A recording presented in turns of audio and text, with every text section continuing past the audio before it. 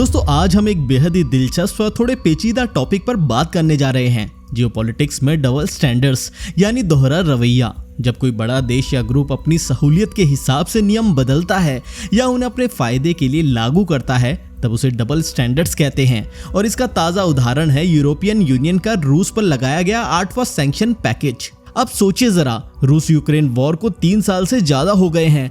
2022 की शुरुआत में जब ये जंग शुरू हुई थी तब से ही पूरा यूरोप और अमेरिका ने रूस के खिलाफ सैंक्शन की बातें करनी शुरू कर दी थी। हर जगह शोर था कि रूस को सबक सिखाया जाएगा, उसकी इनकम रोकी जाएगी, उस पर दबाव डाला जाएगा। लेकिन असल में यूरोप ने क्या किया? बहुत धीरे धीरे करके सैंक्शन लगाए। क्यों? क्योंकि यूरोप खुद रशियन ऑयल और गैस पर पूरी तरह निर्भर है। अब ये बात बहुत सिंपल है, अगर यूरोप एकदम से रूस की सप्लाई बंद कर देता तो उसकी खुद की हालत खराब हो जाती। ना घरों में हीटिंग के लिए गैस रहती, ना फैक्ट्रियों में बिजली, और ना ही ट्रांसपोर्ट सही से चलता। तो उन्होंने क्या किया? दिखावे के लिए थोड़े थोड़े सैंक्शन लगाए और पीछे से टाइम लिया अपने आप को तैयार करने का। धीरे धीरे उन्होंने कतर, अमेरिका और नॉर्वे जैसे देशों से एनर्जी सप्लाई बढ़ा ली, सोलर और विंड एनर्जी पर जोर दिया। और अब जब यूरोप को लग रहा है कि हाँ भाई अब तो हम रशियन गैस के बिना भी चल सकते हैं, तब उन्होंने नया सैंक्शन थोप दिया। और इस बार भारत की एक रिफाइनरी न्यारा एनर्जी सीधा निशाने पर आ गई। अब इस सैंक्शन में खास क्या है? पहले यूरोप ने रशियन ऑयल पर $60 प्रति बैरल का प्राइस कैप लगाया था। मतलब कोई भी देश उससे ज्यादा कीमत देकर रूस से ऑयल नहीं खरीद सकता था। लेकिन जब मार्केट प्राइस भी नीचे आ गया और रूस फिर भी कमा रहा था, तब यूरोप को लगा कि भाई ये तो गेम उल्टा पड़ गया और उन्होंने नया प्राइस कैप सेट किया $47.6 प्रति बैरल। अब सोचिए, रूस को और भी कम पैसे मिलेंगे और जो भी रशियन ऑयल खरीदेगा उसे या तो भारी डिस्काउंट में खरीदना पड़ेगा या फिर यूरोपियन सिस्टम से कट जाना पड़ेगा। यानी ना शिपिंग की सुविधा, ना इंश्योरेंस, ना फाइनेंसिंग। यहीं से कहानी मोड़ लेती है भारत की ओर, क्योंकि गुजरात में जो वाडिनार रिफाइनरी है जिसे न्यारा एनर्जी ऑपरेट करती है, उसमें रशिया की सरकारी ऑयल कंपनी रोसनेफ्ट की 49.13% की हिस्सेदारी है। और यही वजह है कि अब यूरोप को ये रिफाइनरी खटकने लगी है। चलिए समझते हैं कि आखिर ये न्यारा एनर्जी क्या है और यूरोपियन यूनियन का नया सैंक्शन सीधे इस पर क्यों गिरा। सबसे पहले बात करते हैं न्यारा एनर्जी की लोकेशन की। ये कंपनी गुजरात के वाडिनार इलाके में स्थित है, जो कि अरब सागर के तट पर पड़ता है। वहीं पास में जामनगर भी है, जहां रिलायंस की दुनिया की सबसे बड़ी रिफाइनरी है। लेकिन न्यारा एनर्जी की खास बात यह है कि ये पहले एसआर ऑयल के नाम से जानी जाती थी। फिर 2017 में इसे ग्लोबल कंसोर्टियम ने खरीद लिया, जिसमें रूस की सबसे बड़ा सरकारी ऑयल कंपनी रोसनेफ्ट की 49.13% की हिस्सेदारी है। यानी न्यारा एनर्जी अब लगभग आधी रशियन ओन कंपनी है। अब यूरोप को इस बात से दिक्कत है। न्यारा एनर्जी जो रिफाइनिंग करती है उसमें ज्यादातर क्रूड ऑयल रशिया से आता है, क्योंकि डिस्काउंटेड रेट पर मिलता है और भारत को इससे फायदा होता है। रिफाइनिंग के बाद ये पेट्रोलियम प्रोडक्ट्स जैसे डीजल, पेट्रोल, एटीएफ जो कि एक एविएशन फ्यूल है, आदि विदेशों में एक्सपोर्ट होते हैं, जिनमें यूरोपियन मार्केट भी शामिल था। लेकिन अब यूरोप ने ये कह दिया कि अगर कोई प्रोडक्ट रशियन क्रूड से बना है और उसे किसी ऐसी रिफाइनरी से प्रोसेस किया गया है जिसमें रशियन कंपनी की हिस्सेदारी है, तो वो उनके देश में नहीं आ सकता। अब आप सोचिए, यूरोपियन यूनियन ने कभी पहले इस बात को लेकर चिंता नहीं जताई थी। उन्हें पता था कि न्यारा एनर्जी में रशियन निवेश है, लेकिन उन्होंने कुछ नहीं कहा क्योंकि उन्हें रशियन ऑयल की जरूरत थी। लेकिन अब वो खुद एनर्जी के मामले में थोड़े आत्मनिर्भर हो गए हैं और उन्हें अचानक से ये रिफाइनरी गैर कानूनी लगने लगी। और यहीं से वो डबल स्टैंडर्ड साफ साफ दिखता है। अब इस सैंक्शन का सीधा असर क्या हुआ? न्यारा एनर्जी को अब यूरोप में अपना कोई भी प्रोडक्ट बेचना मुश्किल हो जाएगा। उनके लिए यूरोपियन इंश्योरेंस, फाइनेंस और कार्गो सर्विसेज बंद कर दी गई हैं। यानी अगर उन्होंने यूरोप भेजने के लिए कोई टैंकर बुक किया तो उसे इंश्योरेंस नहीं मिलेगा और यूरोपियन कंपनी उसे शिप भी नहीं करेगी।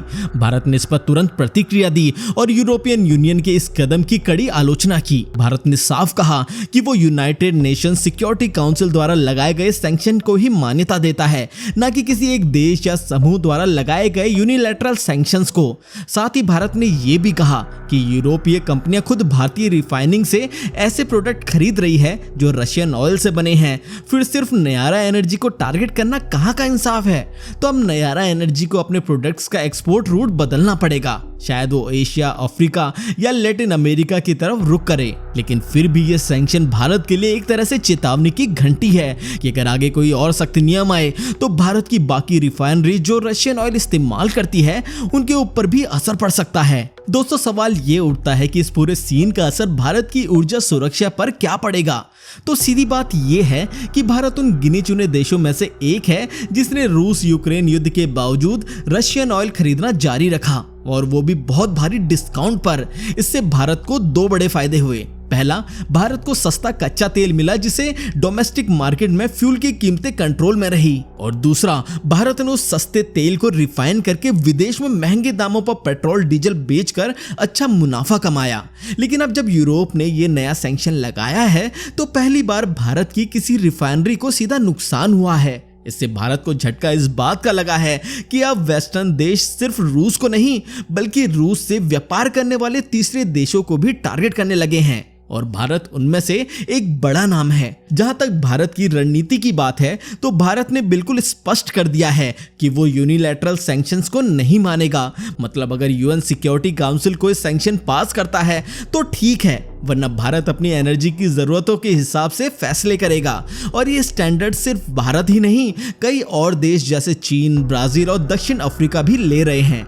अब भारत के सामने दो रास्ते हैं। एक, वो इसी तरह से रशिया से डिस्काउंटेड ऑयल खरीदता रहे और यूरोप जैसे देशों से दूरी बना ले, या फिर धीरे धीरे अपनी एनर्जी सोर्सेस को डाइवर्सिफाई कर दे ताकि किसी एक देश या ब्लॉक पर डिपेंड ना रहना पड़े। इस पूरे घटनाक्रम से ये भी साफ हो गया कि आने वाले वक्त में भारत को अपनी ऊर्जा नीति में ज्यादा लचीलापन और संतुलन लाना पड़ेगा।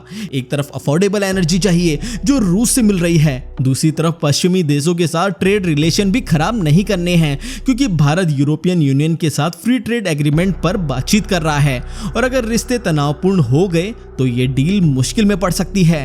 इसके अलावा एक बड़ा सवाल ये भी है कि क्या अमेरिका आगे चलकर भारत पर दबाव बना सकता है, क्योंकि अमेरिका में भी सेकेंडरी सैंक्शन लगाने की बात हो रही है। अगर ऐसा होता है तो भारत जैसे देशों को अपने स्टैंड को और मजबूत तरीके से पेश करना होगा कि वो निष्पक्ष और अपने राष्ट्रीय हितों के आधार पर फैसले लेता है, किसी के दबाव में नहीं। तो कुल मिलाकर ये पूरा मामला भारत के लिए सिर्फ एक आर्थिक चुनौती नहीं है बल्कि एक डिप्लोमेटिक बैलेंसिंग एक्ट है, जिसमें उसे रूस से रिश्ते भी बनाए रखने हैं और वेस्टर्न देशों से भी टकराव नहीं बढ़ाना है।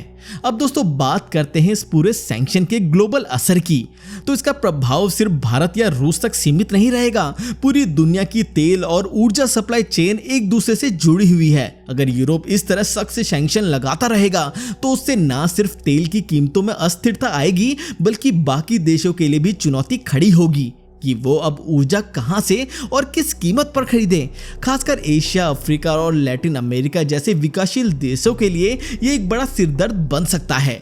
इसके साथ ही कई ग्लोबल रिफाइनरीज जो अब तक सस्ते रूसी क्रूड का इस्तेमाल कर रहे थे, उन्हें अब अपनी पूरी सप्लाई स्ट्रेटेजी दोबारा प्लान करनी पड़ेगी। शिपिंग कंपनियां, बीमा कंपनियों और बैंकों पर भी इसका असर पड़ेगा, क्योंकि यूरोप का सख्त रुख उन्हें भी इस डील से पीछे हटने के लिए मजबूर करेगा। मतलब सीधा नुकसान कई सेक्टरों में फैल सकता है। जहां तक भारत की बात है तो ये सारा घटनाक्रम भारत के लिए एक तरह की रियलिटी चेक है। अब भारत को समझ आ गया है कि दुनिया के बड़े ताकतवर देशों की पॉलिटिक्स में कभी भी ट्रिगर खिंच सकता है, और जो आज फायदेमंद डील लग रही है कल उसे किसी राजनीतिक या रणनीतिक वजह से रोका जा सकता है। इसलिए भारत को अब सिर्फ रूस पर निर्भर रहने की बजाय एनर्जी सोर्सेस को और ज्यादा डाइवर्सिफाई करना होगा। मिडिल ईस्ट, अमेरिका, अफ्रीका तक हर जगह से विकल्प तैयार करने होंगे। इसके अलावा भारत को अपने घरेलू रिफाइनिंग कैपेसिटी और टेक्नोलॉजी पर भी निवेश बढ़ाना चाहिए, ताकि वो केवल कच्चे तेल पर नहीं बल्कि क्लीन एनर्जी और वैकल्पिक फ्यूल जैसे सेक्टर्स पर भी मजबूती से आगे बढ़ सके। और सबसे जरूरी बात, भारत को अपनी डिप्लोमेटिक पोजीशन को न्यूट्रल लेकिन फर्म बनाए रखना होगा, जैसे अब तक किया है। कुल मिलाकर यूरोपियन यूनियन का ये सैंक्शन सिर्फ एक रिफाइनरी पर लगा कदम नहीं बल्कि ये एक नई जियोपॉलिटिकल रेखा खींचने की शुरुआत है। इसमें भारत जैसे देशों को समझदारी से अपने हितों की रक्षा करते हुए आगे बढ़ना होगा, बिना किसी दबाव में आए लेकिन संतुलन के साथ। और यही देखना दिलचस्प होगा कि आने वाले दिनों में भारत कैसे इस चुनौती को अवसर में बदलता है। तो दोस्तों, आज के लिए बस इतना ही। उम्मीद है आपको ये सारी बातें बढ़िया से समझ आई होंगी और कुछ नया जानने को भी मिला होगा। जियोपॉलिटिक्स के ऐसे खेल में हर चाल मायने रखती है और हमें भी समझदारी से सोचना होगा। अगली बार फिर मिलेंगे किसी नए मुद्दे के साथ, तब तक के लिए धन्यवाद। जय हिंद।